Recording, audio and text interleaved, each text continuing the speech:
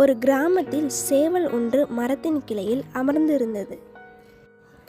அது காலையில் தன் குரலில் கூவி எல்லாரையும் எழுப்பிவிட்டு கொண்டிருந்தது. அப்போது ஒரு நரி மரத்தின் அருகில் வந்து அந்த சேவலிடம், ஹலோ நண்பா, எப்படி இருக்கிறாய் என்று கேட்டது. சேவல் குனிந்து கீழே பார்த்தபோது அந்த நரி மரத்தின் அருகில் நின்று கொண்டிருந்தது. அப்போது அந்த சேவல் நினைத்தது, நான் இவனிடம் கவனமாக இருக்க வேண்டும். இவன் தந்திரமான நரி. என்னுடைய நண்பர்கள் பலரையும் கொன்று சாப்பிட்டுள்ளான். எனவே நான் என்னை பாதுகாத்துக் கொள்ள வேண்டும். சேவல் அந்த நரியை கண்டு கொள்ளாமல் இருந்தது.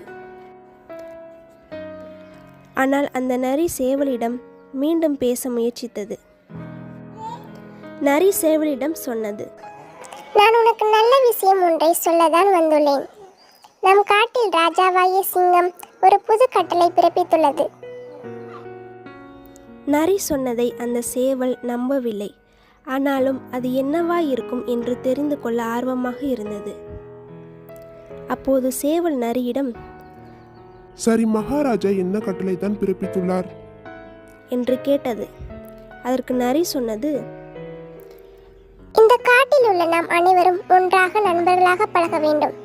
எந்த ஒரு சண்டையும் வேறுபாடு இல்லாமல் நாம் அனைவரும் நண்பர்களாக இருக்க வேண்டும். இதுதான் சிங்கராஜாவின் கட்டளை என்றது நரி. அதற்கு சேவல், அப்படியா, இது உண்மையா என்று கேட்டது. அதற்கு நரி, ஆமாம், உண்மைதான். அது மட்டுமல்ல, சிங்கராஜா இன்று நமக்காக அவருடைய குகை அறையில் உணவு ஏற்பாடு செய்துள்ளார். எனவே நாம் அனைவரும் சென்று உணவை அருந்திவிட்டு வரலாம் என்றது நரி. ஆனால் நரியின் மனதில் சேவலை விழுங்க வேண்டும் என்ற எண்ணம் இருந்தது.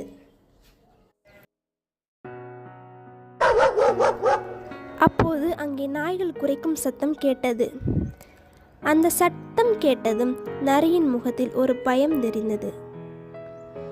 அதை பார்த்த சேவலுக்கு நரிக்கு நாய்கள் என்றால் பயம் என்று புரிந்தது. நாய்கள் எப்போதும் நரியை பார்த்தால் விரட்டி கொண்டே இருக்கும்.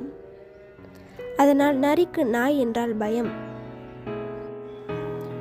நரி சேவலிடம் சொன்னது, நண்பா, நீ மரத்தின் கிளையில் தானே இருக்கிறாய். அருகில் ஏதாவது நாய் தென்படுகிறதா என்று கேட்டது. சேவல் சுத்தி முத்தி பார்த்தது. அங்கே எந்த நாயும் இல்லை.